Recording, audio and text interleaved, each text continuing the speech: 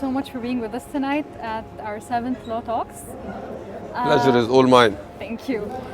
So how does it feel like being here today with us and for the past couple of years and the contribution to the community? Always been very much in favor of the activities which the magazine has been doing over the years. I think that this is fundamental assistance for the young lawyers that will help them to understand more and more about the business, and it's a sort of an orientation for them to practice in the future and get the experience of the seniors in that field.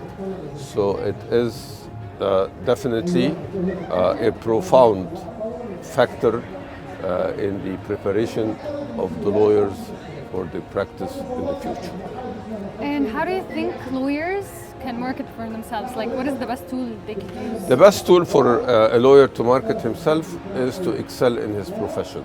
Once the attorney excels in his profession, he will find the clients that will come up to him in order to seek the proper advice. So the better you are, the more you will be able to market yourself. Lawyers are professionals. They should not market themselves the same way or in the same manner as commercials would market themselves. They market themselves based on their legal knowledge. But how can they show off their knowledge and their excellence? Well, again, I mean, you're not supposed to show off your legal knowledge. You're supposed to, it's the same way as you go to a doctor, for instance. He's not there in order to show off his knowledge. You would be able to know from the community whether the doctor is good or not, and likewise, you will be able to know from the community whether a lawyer would have the proper knowledge and profession in order to extend the appropriate legal advice for the client. And this is in itself is an appropriate tool that for the lawyer to quote-unquote market himself. Mind you that marketing is prohibited for lawyers according to the law. A lawyer should not market himself. He should not run ads, for instance. This is restricted by law. So when we say marketing, we have to be careful with the term. It is an indirect or tacit marketing. It's not marketing, explicit marketing, as other products would be marketed, for instance. Right.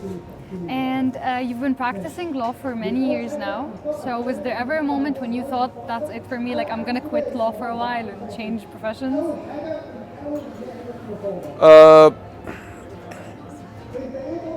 No, I did not get into this.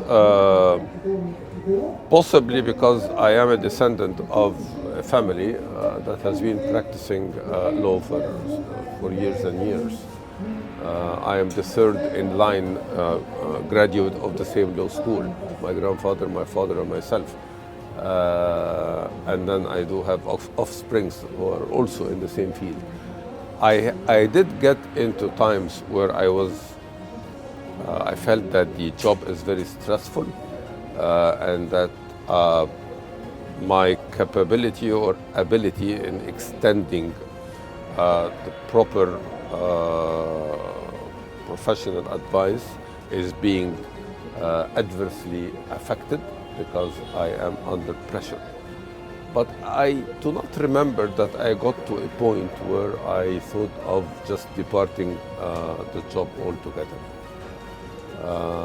Alternatively, I was always trying to endure the pressure as much as possible and find other alternatives in order to reduce the pressure, rather than just saying that I'm going to walk away.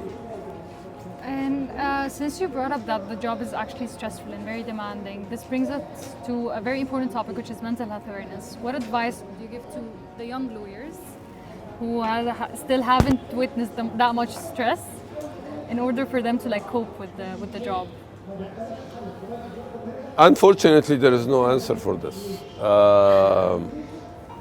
Legal profession and working as a private practitioner is a service that you extend to clients. The clients are demanding by nature, and they are always seeking the utmost service. And it's like any other service. If you are going to another service provider, you don't like him, you're going just to cross the street and get to another one. So likewise, any client, if he's being unsatisfied with the service that he is attaining from the lawyer, he will seek other alternatives. So unfortunately, at least in the younger age, you just have to give more to the job. Maybe as you age up, you will be in a better position to achieve a better work balance, partially because you would have built up experience, and such experience would help you to turn around the job or the assignment and rapidly than what it used to be, partially because you're going to start being dependent on assistance and you will not do anything by yourself. One of the problems that encounter attorneys in that field, that they try to do always each and everything by himself, and he doesn't want to delegate because he believes of his capabilities and accordingly he would like to do it, and he does not believe that others will be able to do the job with the same excellence. It could be right, of course, and a person always has to be confident of himself and trust himself, but also you have as much as possible try to delegate, otherwise honestly you will have no life. I remember when the BlackBerry came out, a British attorney told me, you get one and you will have no life.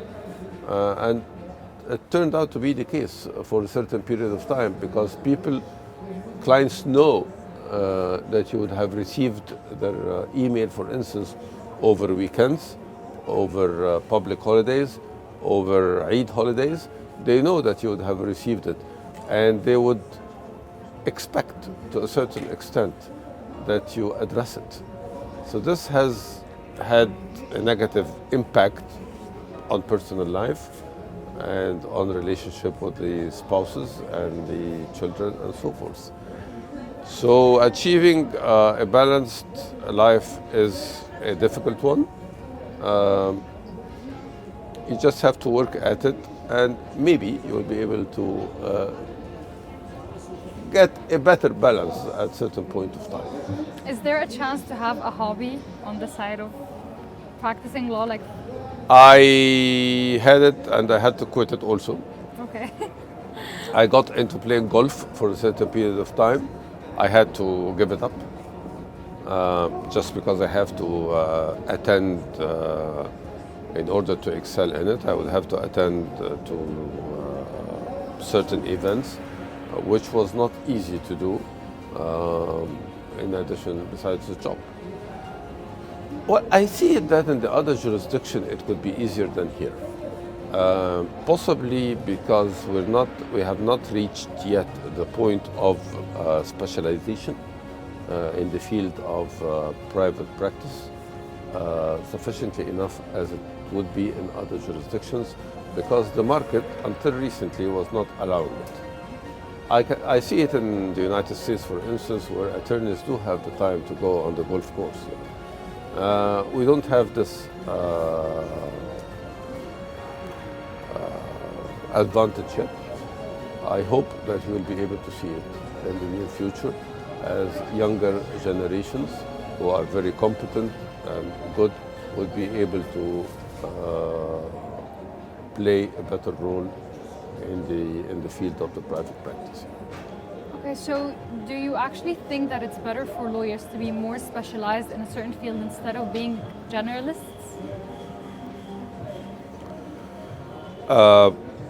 When we study law in law school, we study law in general. We don't study specific laws. And the purpose of the law school is to build up the legal mind. It's not to know the law itself, meaning that it would not be to read the law. It would be the orientation of building up a legal mind. Now, when you start practicing, you should be able to get to a point where you decide for yourself whether you want to be specialized in one field or another field.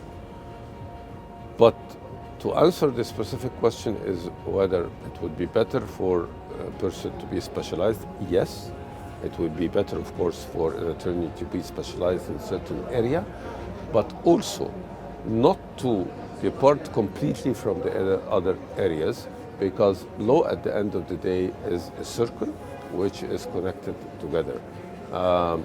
If you would know one law, you have to know also, you have to have an idea of the other law. You cannot be completely detached from what the other laws would have provided. So even if you were to practice corporate law, you need to have an understanding of the penal law, for instance, although that you're not practicing it. I guess what would be the appropriate age to get specialized? That would very much depend and differ from one jurisdiction to the other. Now that corporate lawyering has become common in Egypt, it is conceivable that you get specialized in that area from the very beginning. It was not the case a number of years ago when I started my practice, for instance. This was not the case, but for the younger generation, they do have the benefit of being specialized in a certain field from the beginning. We've reached the end of our interview. Thank you so much for your time. And thank you, and I hope I would have answered all the questions in a satisfactory manner. I hope that the younger generation will be able to attain knowledge from it and build up on their practice for the best interests of them and the society in general. Definitely, and we appreciate that. Thank you so much.